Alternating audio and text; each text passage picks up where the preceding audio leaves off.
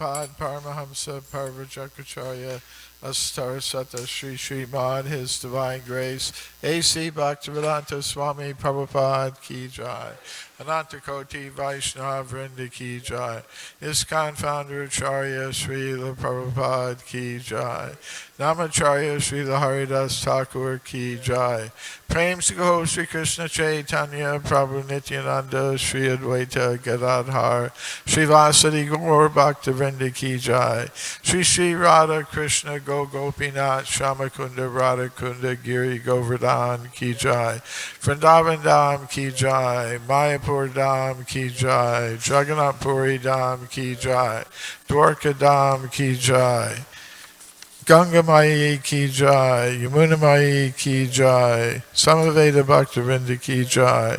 All glories to the assembled devotees, all glories to the assembled devotees, all glories to the assembled devotees, all glories to Sri Sri Guru and Gauranga, glories to Srila Prabhupada.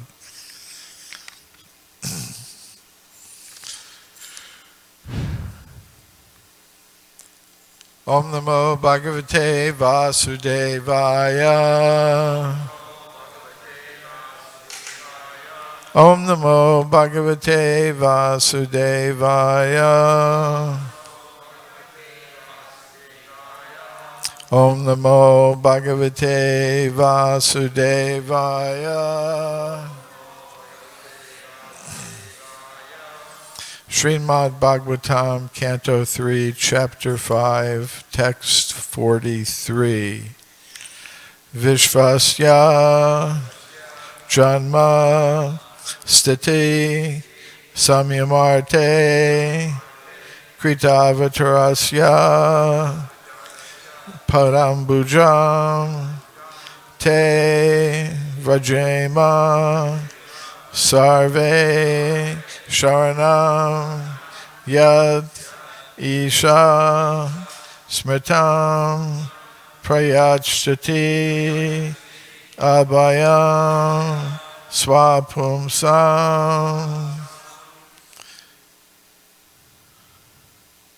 Vishvasya Janma Stiti Samyamarte Kritavatarasya Parambujam Te Vajrema Sarve Sharanam Yadisha Smritam Prayachat Yabhayam Swapumsam. Vishvasya Janma Stiti Samyamarte Kritavatarasya Parambujam Te Vajrema Sarve Sharanam Yadisha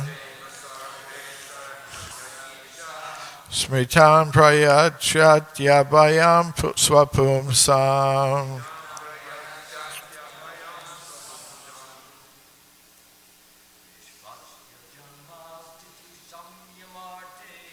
Vishvasya Janma Stiti Samyamarte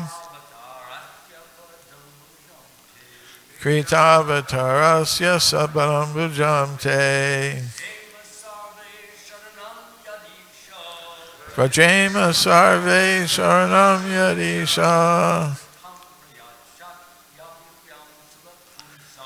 Smritam Prayachat Yabhayam Swapumsam.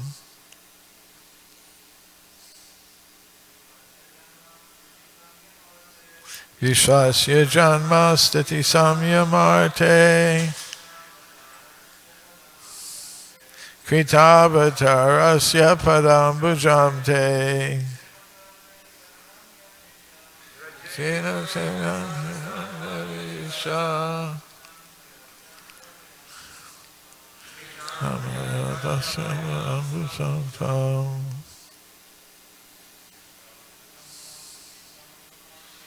Vishvasya Janma Stiti Samyamarte Tavatarasya Parambujam Te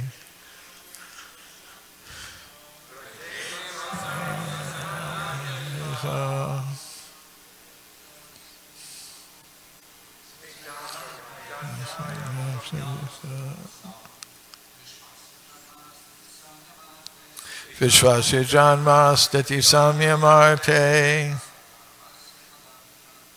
Kitavatarasya Padambujamte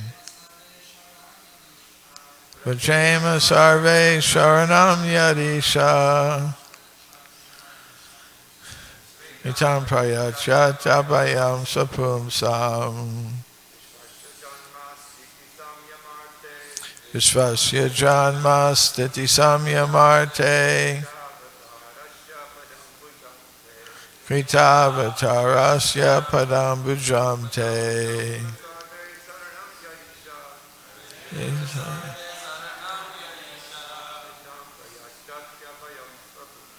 Smitam Prayachat Yabhayam Swapumsam Vishvasya Janma Stiti Samyamarte Kritavatarasya Padambujamte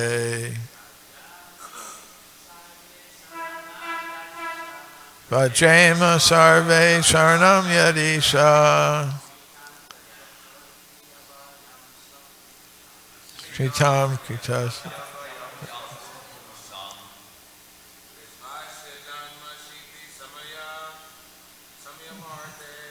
Vishvasya Janma Stiti Samyamarte Kritavatarasya Padambujamte Vajema Sarve Sharanam Yadisha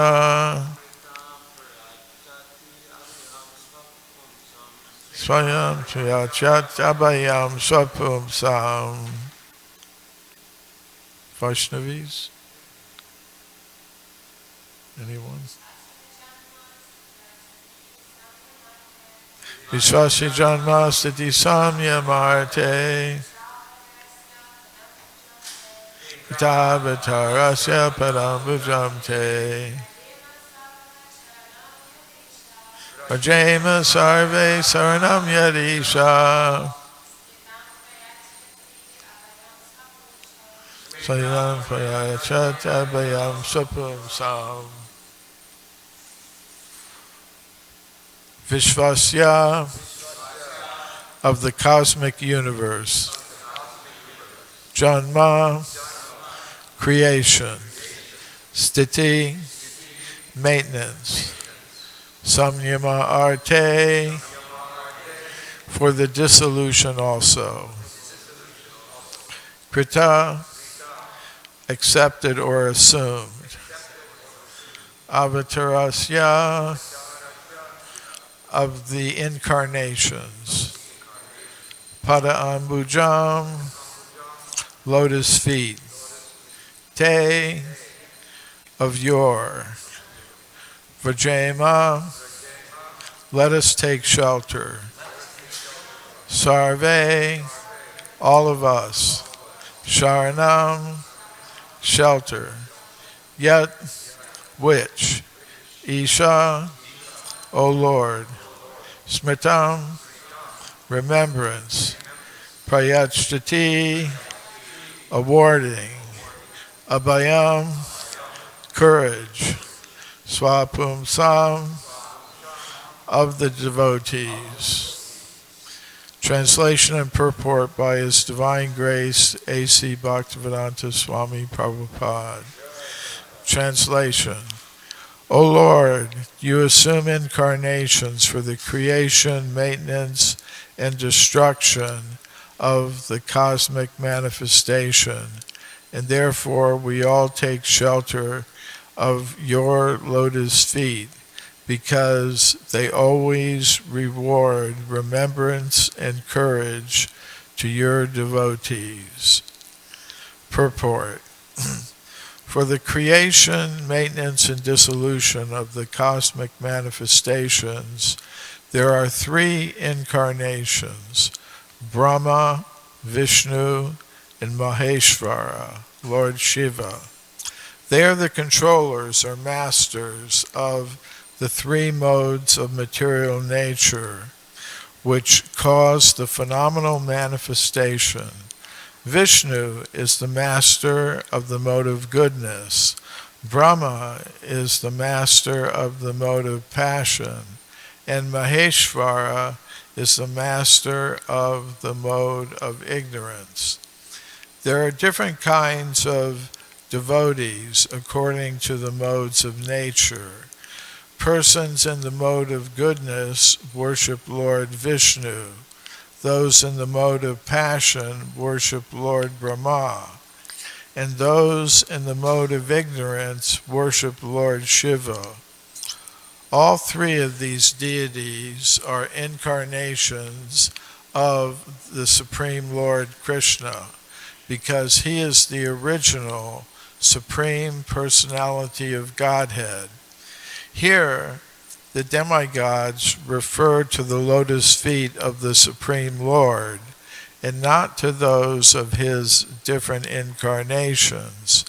The incarnation of Vishnu in the material world is, however, directly worshipped by the demigods. It is learned from various scriptures that the demigods approach Lord Vishnu in the ocean of milk and submit their grievances whenever there is some difficulty in the administration of universal affairs. Although Lord Brahma and Lord Shiva are incarnations of the Lord, they worship Lord Vishnu, and thus they are also counted amongst the demigods and not as the Supreme Personality of Godhead. Persons who worship Lord Vishnu are called demigods, and those who do not do so are called asuras, or demons. Vishnu always takes the side of the demigods, but Brahma and Shiva sometimes take the side of the demons. It is not that they become one in interest with them, but sometimes they do something in order to gain control over the demons. Om Jnana Timirandasya Gananjana Shalakaya Chakshurun Militam Yena Tasmai Shri Gurave Namaha. Shri Krishna Chaitanya Prabhu Nityananda Shri Advaita Gadadhar Srivasadi Gaur Bhaktivinoda. Hare Krishna Krishna Krishna Hare Hare Hare Rama Rama Rama Hare Hare.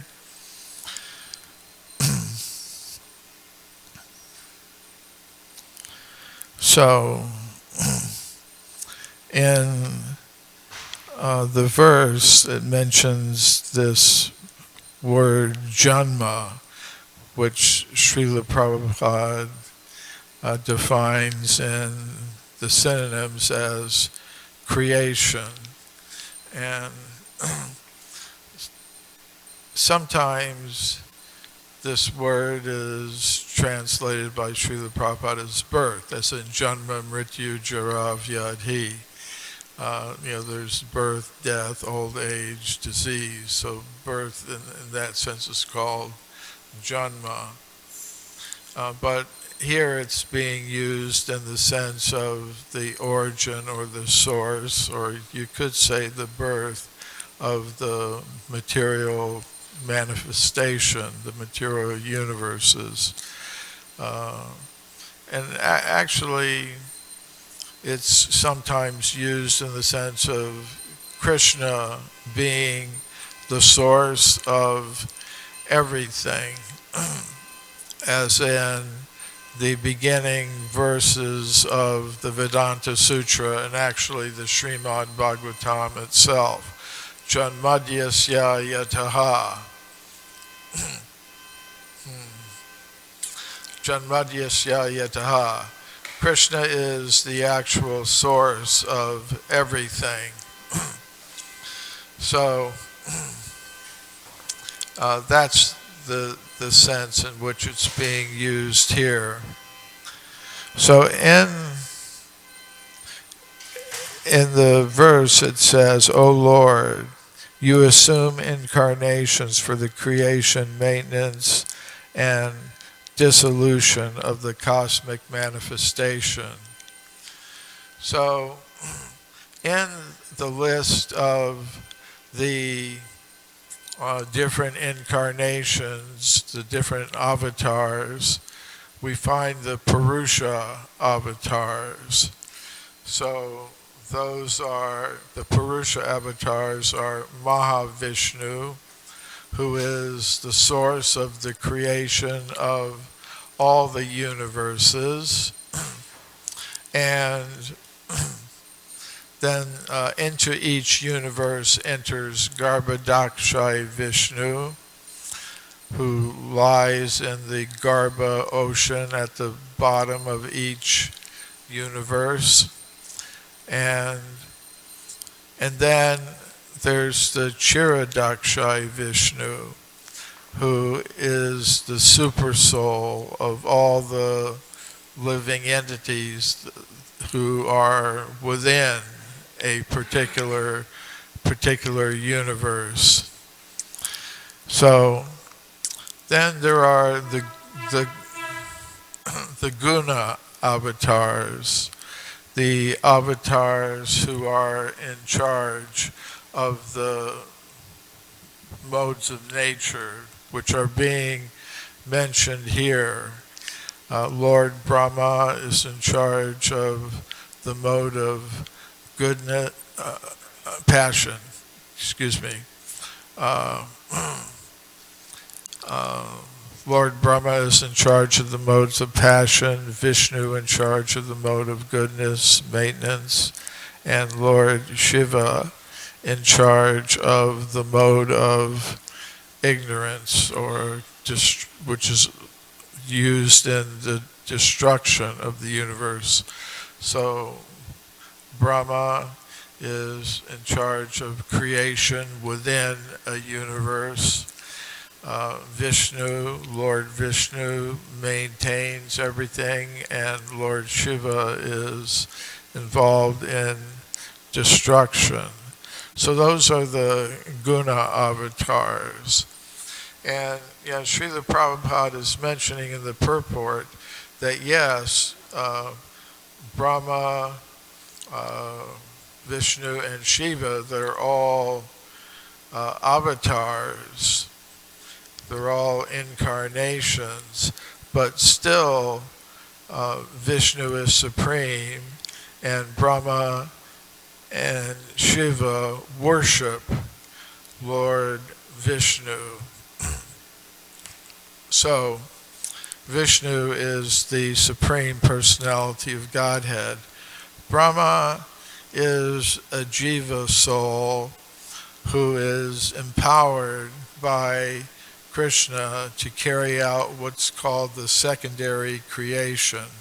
Once the universes and everything are created, then within a particular universe, Brahma is empowered to make the bodies for the conditioned souls and the different planetary systems where they will reside.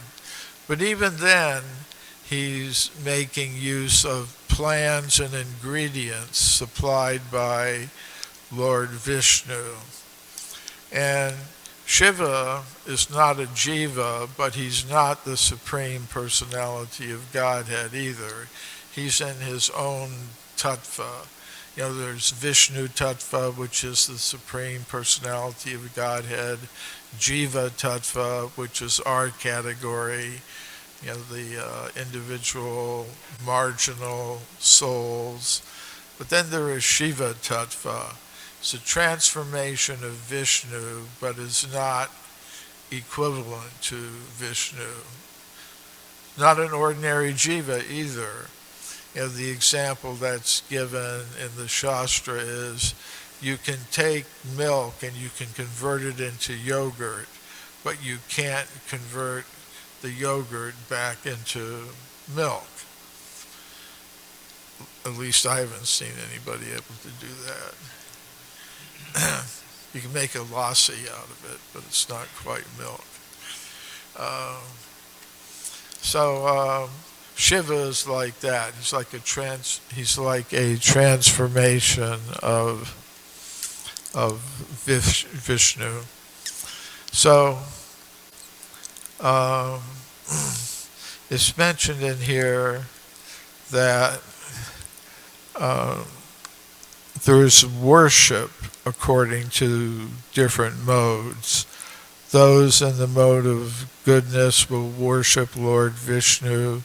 Those in the mode of passion worship Lord Brahma and his demigod assistants. And those in the mode of ignorance, they worship Shiva. But there's also a description in the this third canto of the Bhagavatam, the teachings of Lord Kapila, which is coming up, where Lord Kapila explains how even devotional service to Vishnu can be in different modes of nature.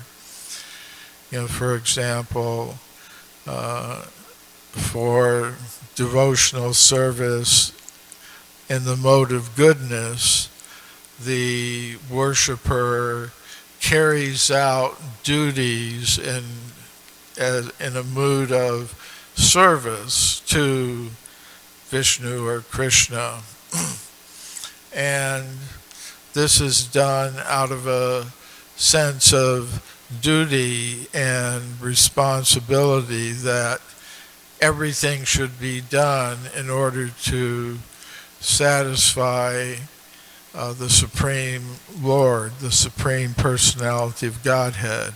Samsadir Haritoshanam. Everything should be done for the satisfaction of Krishna. And the results of all one's work carried out under this sense of duty should be done as an offering to Krishna. The results should be offered. Yat karoshi, yat ashnashi, yat juhosi dadasa, yat tapasyasi kantaya, tat karushva madarpanam. Do everything as an offering unto me. So that is a devotional service in the mode of goodness. Then there's devotional service in the mode of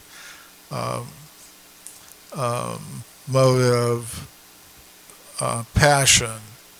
And this means, according to Kapila, that it's done, you could have worship of Krishna done with a separatist mentality, meaning that you're not doing it really for Krishna's sake, you're doing it for some personal motive, for fame, wealth, material sense gratification, and you're inspired to do it, but it's for an interest separate from that of Krishna.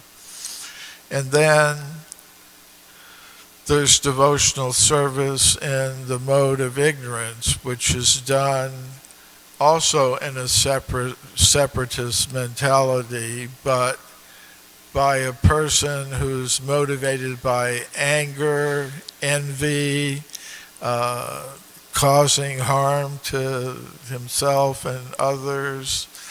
So beyond that is transcendental devotional service, pure devotional service, which is based on just pure attraction, no motive, either in the mode of goodness, passion, or ignorance. It's done out of, the verse that's given by Lord Kapila is one that says there's just this natural, spontaneous attraction to Krishna that flows towards Krishna like the Ganges flows to the sea. It's just flowing natural attraction. Like there was some rock song, it's only rock and roll, but I like it. You just, the devotee just does devotional service, hears and chants, remembers Krishna, simply out of attraction. They like it. So the nature of that spontaneous attraction to Krishna, the service in that mood, is described in that same verse about the Ganga, it being like the Ganges River flowing to the sea, is that it's uninterrupted, avichchina, and unmotivated, ahoitiki.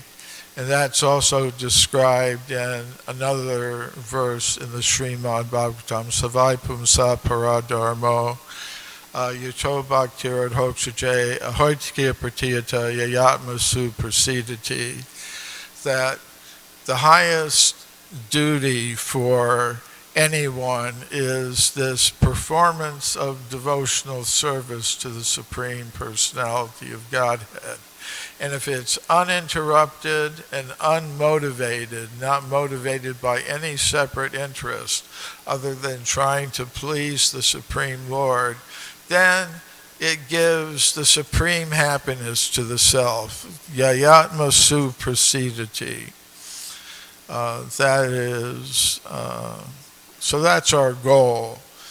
We're not performing devotional service in the modes of material nature.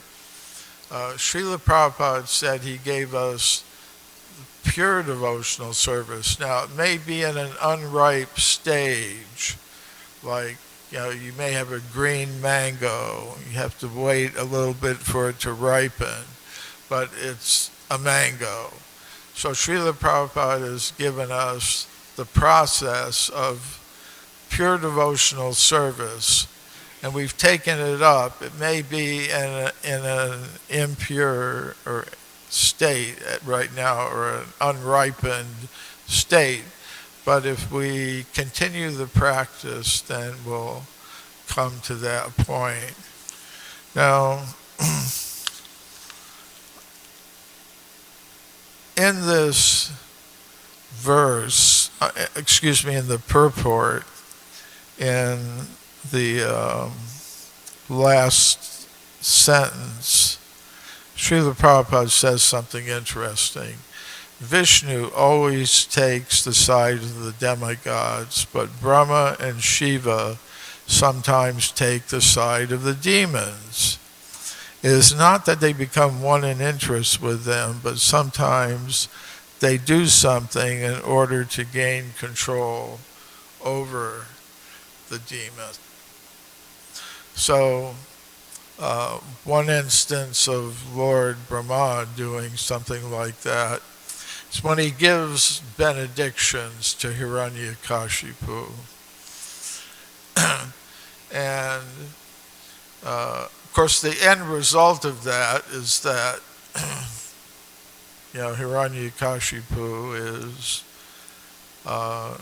destroyed by Lord Nrsingadev. So there's some purpose behind the whole thing.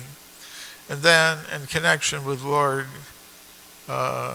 Shiva, there's the case where he took the side of the demon Banasura against Krishna.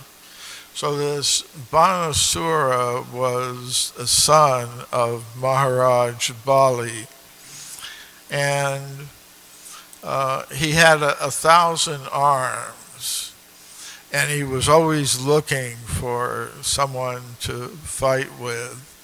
So he was also a devotee of Shiva, and he did lots of sacrifices and austerities to please Lord Shiva. And he asked him to protect Lord Shiva, to be the protector of his city, Shonitapura.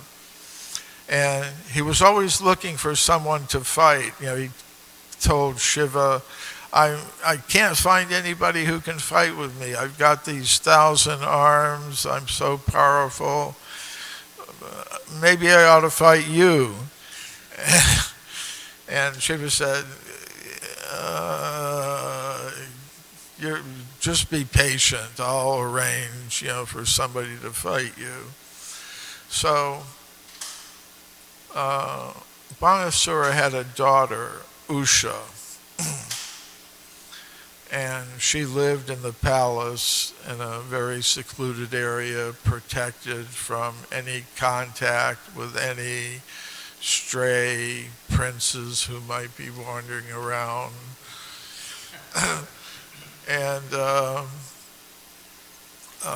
one night, she had a dream, and in this dream, she felt she had seen the most wonderful person, and she wanted to marry him.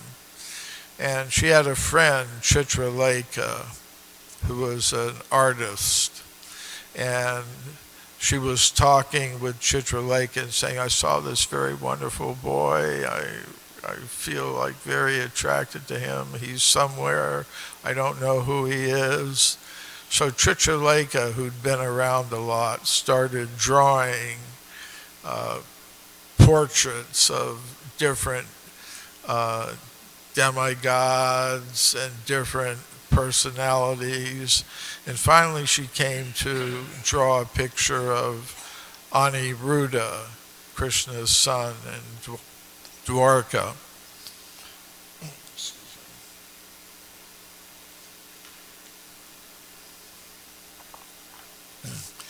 And she said, that's him.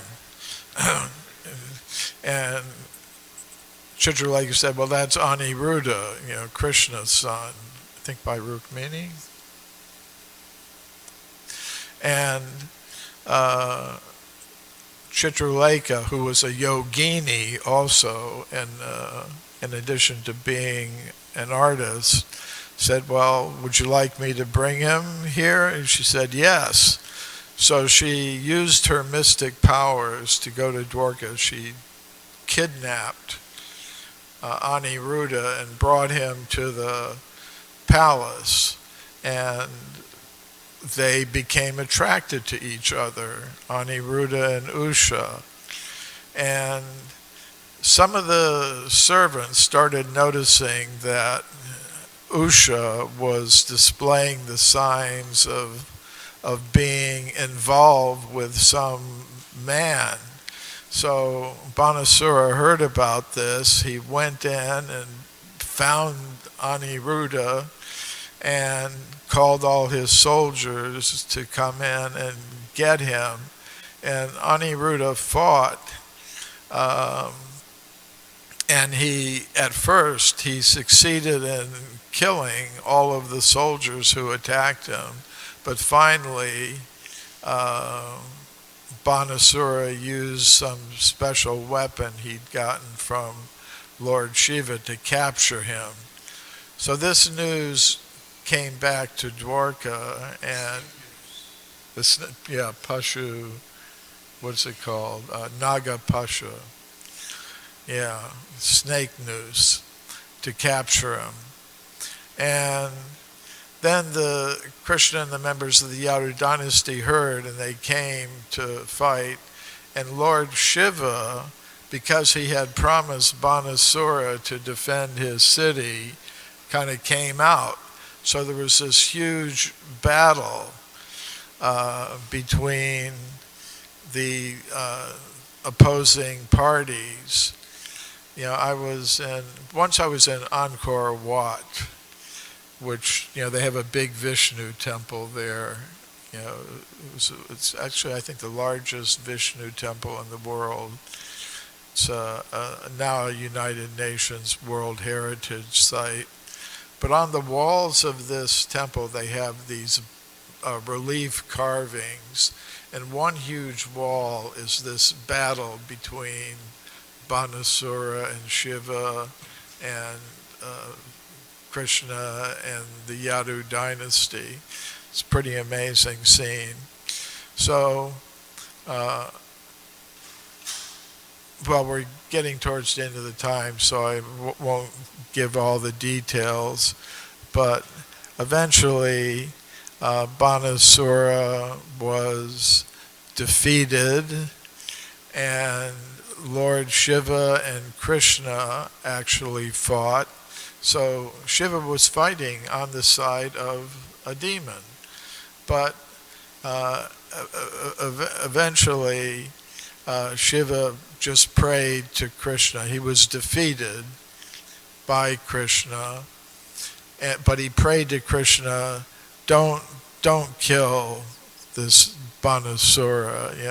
He's my devotee, and please don't completely destroy him.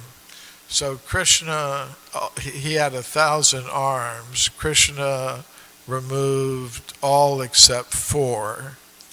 He left him 4 arms, and he surrendered to Krishna and gave his daughter Usha to Aniruddha in marriage.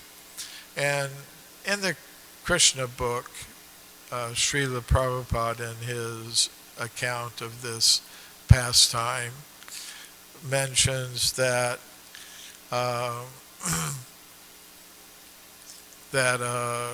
Krishna had given Prahlad Maharaj the benediction that, because Prahlad Maharaj had asked them, please don't kill any more of demons in my line.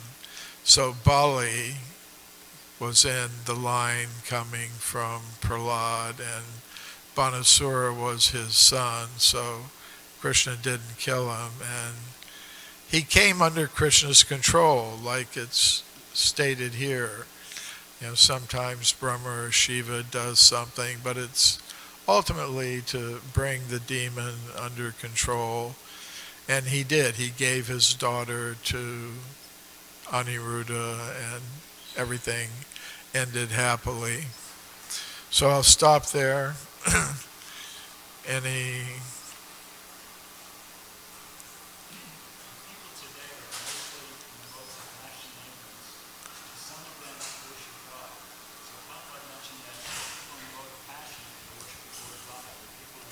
Ignorance are worshiping Lord Shiva. So are people today, say, worshiping Lord Shiva without really consciously being aware of it, maybe according to principles of Shiva worship? How do we understand that? Well, I also mentioned that there's devotional service to God in modes of nature. And, sometimes we can see in all religions, whether you call it Hinduism or this or that or the other, when they're under the influence of these modes, then it can be done. Somebody can appear to be a great worshiper of God by any of his different names or any system. But if it's done under those modes of nature, then it's being done with some motive, and it'll express itself, in terms of desire for wealth, power, to defeat enemies, and then there's the mode of ignorance, which is done envious, violent, causing destruction and pain and suffering to others. So this can be done under any system. But in any system, there can also be a a pure motivation. Okay, Srila Prabhupada ki jai.